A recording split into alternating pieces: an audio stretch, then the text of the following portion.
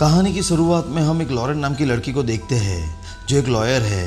Lauren को एक ऐसा केस मिलता है जिसमें उसे एक क्रिमिनल को बचाना है और इसके लिए उसे मुंह मांगी कीमत मिल रही थी, लेकिन फिर भी लॉरेन उस केस को लड़ने से मना कर देती है क्योंकि लॉरेन लॉयर ही इसलिए बनी थी क्योंकि वो हमेशा सच का साथ दे सके। वो एक पक्के असूलों वाली लड़की है, वो हमेशा इंसाफ के लिए लड़ती है। फिर हम एक लड़के को देखते हैं जिसका नाम विलियम है जो लॉरेन का छोटा भाई है। वो एक पॉलिटिशियन है। इसके बाद हम लॉरेन के फादर को देखते हैं जो बहुत बड़े बिजनेसमैन है। वो सुबह सुबह जॉगिंग करने के लिए निकले हैं, लेकिन तभी उन्हें सांस लेने में तकलीफ होने लगती है। वो जैसे तैसे करके अपनी कार तक पहुंचते हैं। वो जल्दी से हॉस्पिटल जाने के लिए निकलते हैं, लेकिन कार चलाते हुए ही उन्हें हार्ट अटैक आता है और वो वहीं पे अपना दम तोड़ देते हैं। इधर लॉरेन को मीडिया से पता चलता है कि उसके फादर अब इस दुनिया में नहीं रहे। वो जल्दी से अपने हस्बैंड के साथ अपने फादर के फ्यूनरल पे आती है, जहां वो अपने परिवार के बाकी सदस्यों से मिलती है। फ्यूनरल खत्म होने के बाद लॉरेन अपने फादर के ऑफिस में जाती है, जहां वो पहले अपने फादर के साथ घंटों खेला करती थी। वो अपने फादर को बहुत प्यार करती थी। वो अपने फादर को याद करके काफी इमोशनल हो जाती है। कुछ दिनों बाद पूरा परिवार फिर से मिलता है, जहां पर इनका लॉयर जिनका नाम हेरोल्ड है वो लॉरेन के फादर की विल को सबके सामने पढ़ता है। इस विल के मुताबिक लॉरेन की मदर और ब्रदर के हिस्से में तो काफी पैसा आ रहा था, लेकिन लॉरेन के फादर ने लॉरेन को कुछ ज्यादा नहीं दिया था। फिर थोड़ी देर बाद सब चले जाते हैं। तभी उनका वकील लॉरेन को एक लिफाफा देता है। थोड़ी देर बाद लॉरेन उस लिफाफे को खोलती है।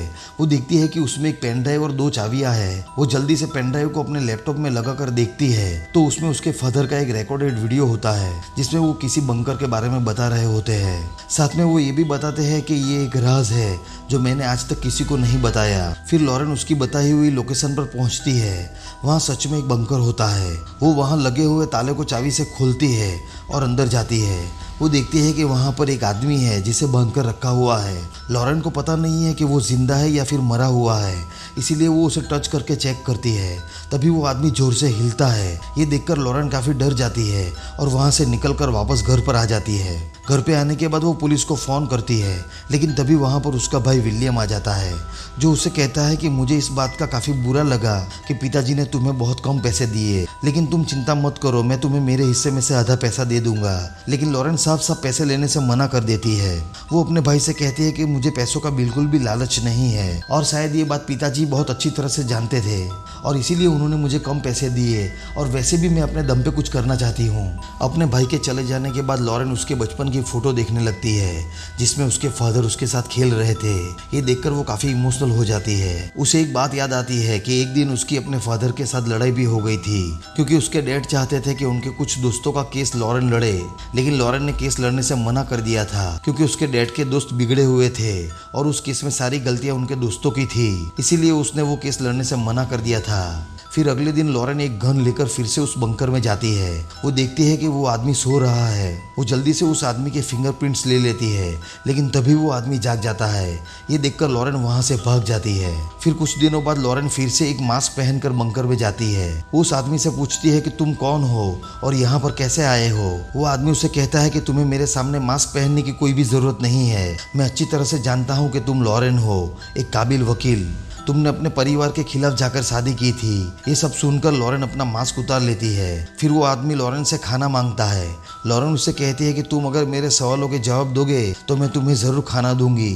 वो आदमी उसे कहता है कि मैं तुम्हारे सवालों के जवाब नहीं दूंगा, लेकिन फिर भी तुम मेरे लिए अच्छा खाना ले आओगी क्योंकि मैं जानता हूँ कि तुम दिल की बहुत अच्छी हो। फिर लॉरेन उस आदमी को खाना देकर वापस घर पर आ जाती है। वो उस आदमी के फिंगरप्रिंट को अपने एक डिटेक्टिव दोस्त को भेजती है ताकि वो उसकी पहचान ढूंढ सके। कुछ दिनों बाद वो फिर से खाना लेकर उस आदमी के पास जाती है। उस आदमी ने कितने सालों के बाद इतना अच्छा खाना खाया है। वो काफ़ी खुश हो जाता है, इसीलिए वो लॉरेन से कहता है कि मेरा नाम मॉर्गन है। आज से 20 साल पहले मेरी मुलाकात तुम्हारे फादर से हुई थी। हम दोनों के शौक बिल्कुल ही एक जैसे थे। हमें जुआ खेलना और लड़कियों से खेलना काफ़ी पसंद था, इसीलिए बहुत जल्द हमारी दोस्ती हो गई और फिर हम बिजनेस पार्टनर भी बन गए।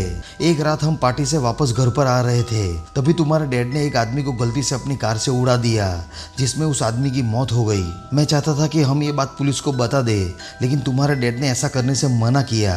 वो नहीं चाहते थे कि पुलिस को कुछ भी पता चले। वो काफ़ी डर गए थे। उन्होंने मुझे कहा कि हमें इस लाश को दफनाना होगा। फिर वो लाश को दफनाने लगे। तभी मैंने पुलिस को कॉल करने की कोशिश की, लेकिन उससे पहले तुम्हारे डैड ने मुझे मारकर बेहोश कर दिया और फिर जब मुझे होश आया तब मैं इस बंकर में था। वो साथ में बताता है कि तुम्हारे डैड का का सोफिया नाम की लड़की के साथ अफेयर भी था। लॉरेन उसे कहती है कि ये सब मैं नहीं मानती, मेरे डैड बिल्कुल भी ऐसे नहीं थे। मॉर्गन लॉरेन को सोफिया का एड्रेस देता है कि वो खुद जाकर पता लगा ले। वो साथ में कहता है कि तुम्हारे डैड के वकील को उनके बारे में सब कुछ पता था। ये सुनकर लॉरेन काफी गुस्सा हो जाती है और वहां से चली जाती है। फिर वो अपने डिटेक्टिव दोस्त को कॉल करती है और उसे मॉर्गन नाम के आदमी के बारे में सब कुछ पता लगाने के लिए कहती है। इसके बाद लॉरेन सोफिया के घर जाती है, जहाँ सोफिया उसे बताती है कि तुम्हारे डैड और मैं काफी अच्छे दोस्त थे, हम अक्सर पार्टी में जाया करते थे। उसी वक्त लॉरेन की नजर एक लड़के की फोटो पे पड़ती है। सोफिया उसे बताती है कि ये तुम्हारा सौतेला भाई है। ये सुनकर लॉरेन काफी दुखी हो जाती है। वो इस बात को बर्दाश्त नहीं कर पाती है और रोते हुए वहां से चली जाती है। फिर वो अपनी मॉम के पास जाती है और मॉर्गन नाम के आदमी के बारे में पूछती है। उसकी मॉम उसे कहती है कि मैं इस नाम के किसी भी आदमी को नहीं जानती। इसके बाद लॉरेन फिर से उस आदमी के पास जाती है। वो मॉर्गन से कहती है कि मैं उस जगह पर जाना चाहती हूँ जहाँ पर मेरे डैड ने उस आदमी की बॉडी को दफनाया था। मॉर्गन उसे कहता है कि अगर तुम मुझे अपने साथ ले जाओगी तो मैं तुम्हें वहाँ पर ले जाऊँगा। अब लॉरेन मजबूर थी, इसीलिए वो उसे आज़ाद करके बंकर से बाहर ले जाती है। इतने सालों के बाद खुली हवा में सांस लेकर मॉर्गन काफी इमोशनल हो जाता है। तभी लॉरेन के हस्बैंड स्कॉट का कॉल आता है, जो उससे पूछता है कि तुम कहाँ पर हो। लॉरेन अपने हस्बैंड से कहती है कि मैं जल्दी ही घर आ जाऊंगी। फिर वो मॉर्गन के साथ उस जगह पर पहुंच जाती है जहाँ पर लॉरेन के डैड ने उस आदमी की बॉडी को दफनाया था। लॉरेन वहाँ पर थोड़ी खुदाई करती है। वो देखती है कि वहाँ पर एक आदमी का कंकाल है। वो समझ जाती है कि मॉर्गन जो कुछ भी कह रहा है वो सब सच है। फिर वो मॉर्गन को फिर से बंकर में लाकर कैद कर देती है। मॉर्गन उसे कहता है कि तुम मुझे यहाँ पर वापस क्यों लेके आई हो, मैं अब यहाँ पर नहीं रहना चाहता। तुम्हारे डैड ने मुझे यहाँ कैद कर लिया था, जिसकी वजह से मैं अपनी मॉम को आखिरी वक्त में भी नहीं देख पाया। तुम मुझे यहाँ से जाने दो।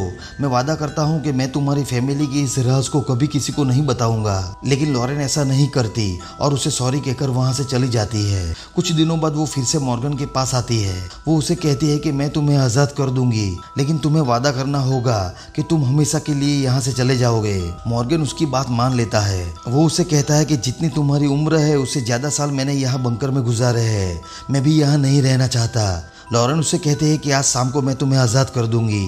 इसके बाद वो अपने डैड के वकील के पास जाती है। वो उसे कहती है कि मुझे एक प्राइवेट जेट, बहुत सारे पैसे और एक पासपोर्ट चाहिए। वकील उससे पूछता है कि आखिर ये सब तुम किसके लिए कर रही हो। लॉरेन उसे कुछ भी नहीं बताती और वहाँ से निकल जाती है। शाम को वो मॉर्गन के पास जाती है। वो उससे कहती है कि तुम अपना हुलिया ठीक कर लो, फिर हम यहाँ से निकलेंगे। फिर वो मॉर्गन को लेकर वकील के पास पहुँचती है। वकील मॉर्गन को उसका पासपोर्ट देता है और उसे कहता है कि तुम्हारे अकाउंट में इतने पैसे हैं जिससे तुम अपनी पूरी जिंदगी बिता सकते हो। फिर लॉरेन वहाँ से निकलकर फिर से बंकर में आती है। वो मॉर्गन का सामान चेक करती है, जहाँ उसे एक जहर की शीशी मिलती है, लेकिन वो उस पर ज्यादा ध्यान नहीं देती। इस तरफ जो लॉरेन का डिटेक्टिव दोस्त होता है वो उसे मॉर्गन की एक फाइल भेजता है, जिस फाइल को लॉरेन की मॉम देख लेती है। वो देखती है कि वहाँ पर एक फोटो है जो कि मॉर्गन का है, लेकिन इसका असली नाम मॉर्गन नहीं बल्कि कार्सन है। वो लॉरेन से कहती है कि कार्सन की फाइल और उसकी फोटो यहाँ पर कैसे आई। लॉरेन उसे कहती है कि ये कार्सन नहीं मॉर्गन है। उसकी मॉम उसे बताती है कि ये मॉर्गन नहीं कार्सन है, एक सीरियल किलर। ये सुनकर लॉरेन काफी शॉक्ड हो जाती है और फौरन एयरपोर्ट की तरफ भागती है। एयरपोर्ट पे वो देखती है कि मॉर्गन यानी कि कार्सन पायलट और वकील को मारकर भाग गया है। लॉरेन समझ जाती है कि वो उसके घर पे गया है क्योंकि वो उसकी मॉम को मारना चाहता है। जब लॉरेन घर पर आती है तो उसे वहाँ पर कोई भी नहीं मिलता। वो समझ जाती है कि हो ना हो मॉर्गन उसकी मॉम को पकड़कर उसी बंकर में ले गया है। वो जल्दी से बंकर में जाती है जहाँ उसे उसकी मॉम बेहोशी की हालत में मिलती है। तभी मॉर्गन लॉरेन पे वार करता है और उसे भी बेहोश कर देता है। जब लॉरेन को होश आता है तब मॉर्गन यानी कार्सन उसे बताता है कि मैंने तुम्हारे डैड को जहर लेकर मार दिया था। लॉरेन ने जो जहर की शीशी देखी थी वो वही जहर था जिससे मॉर्गन ने उसके डैड को मारा था। मॉर्गन बताता है कि आज से 20 साल पहले मैंने तुम्हारी माँ को नशे की दवा दी, जिसके बाद मैंने उसके साथ गलत काम किया। जब ये बात तुम्हारे डैड को पता चली तो उन्होंने कार से मेरा पीछा किया और तभी उन्होंने एक आदमी को हिट कर दिया। वो तो पुलिस को कॉल करना चाहते थे, लेकिन मैंने ही उस आदमी को दफना दिया। तुम्हारे डैड को काफी गुस्सा आया और वो मुझे बेहोश करके यहाँ बंकर में ले आए। वो पिछले कितने सालों से यहाँ मुझे टॉर्चर कर रहे थे। वो साथ में बताता है कि असल में तुम मेरी बेटी हो, क्योंकि जब मैंने तुम्हारी मॉम के साथ गलत काम किया था उसके बाद ही तुम पैदा हुई। तभी लॉरेन की मॉम को होश आ जाता है। उन्हें एक गन मिल जाती है जिससे वो मॉर्गन को शूट करके उसे खत्म कर देती है। फिर वो दोनों माँ बेटी मिलकर उस बंकर को आग लगा देती है और यहीं पर ये मूवी एंड हो जाती है।